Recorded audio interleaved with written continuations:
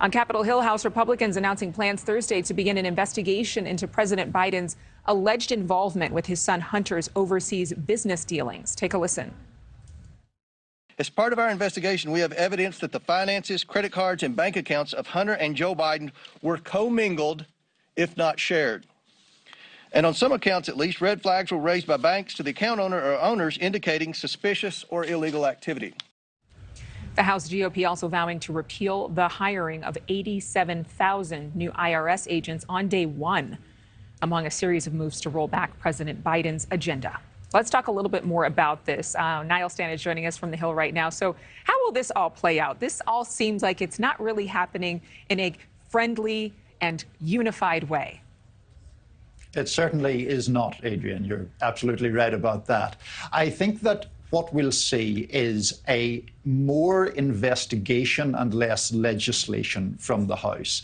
It is easier for Republicans to press these investigations than it is to pass legislation because the Democrats still have the Senate. So there's a logjam there. But what Republicans can do is launch investigations into Hunter Biden, into the government's actions around COVID, into the chaotic withdrawal from Afghanistan, and they can use that to put a lot of political pressure on the Biden administration. Now, it's not like the White House is just going to surrender on that topic. They are battening down the hatches and have, in fact, recruited a lawyer and a communications expert specifically to try to bat back some of these probes. Well, it is interesting because obviously the Biden administration and members of the Democratic Party have gone very heavy-handed on investigations into the GOP, into former President Trump. So it feels like vengeance in a sense, but is it realistic and reasonable for them to do this? Because does the public have the same appetite for an investigation like this?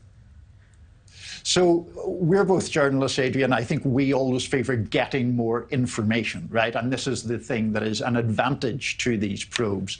Things come out in investigations. I don't take the view that Hunter Biden, for example, should necessarily be off limits if there are legitimate grounds to look into his business dealings.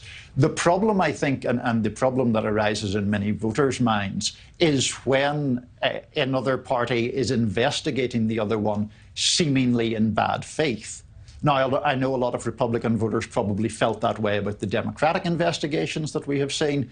Clearly, Democrats are going to feel that way about some of these investigations. So the issue is the information worthwhile, or is it just political theatrics? I don't think there's an objectively correct answer. I think that's for voters to decide. Yeah, and theatrics have ensued with Senators Joe Manchin and Kyrsten Sinema. They still hold some bit of power, or do they, heading into this session? I think their power is going to be reduced, perhaps. And this gets back to that Georgia runoff that we have spoken about before, Adrienne, December the 6th in Georgia, Raphael Warnock against Herschel Walker. Democrats, we know, hold the Senate. They've already done that. So that takes some chips off the table for that race. But if Senator Warnock was to win, that gives Democrats 51 in the Senate. The leverage of Senators Manchin and Sinema has been wrapped around a 50-50 Senate. So a 51-49 Senate would reduce their leverage. One more question for you. I know Manchin, along with Sinema, they're facing re-election in 2024, which is going to be a very interesting year for a number of reasons, especially with the presidential campaigning.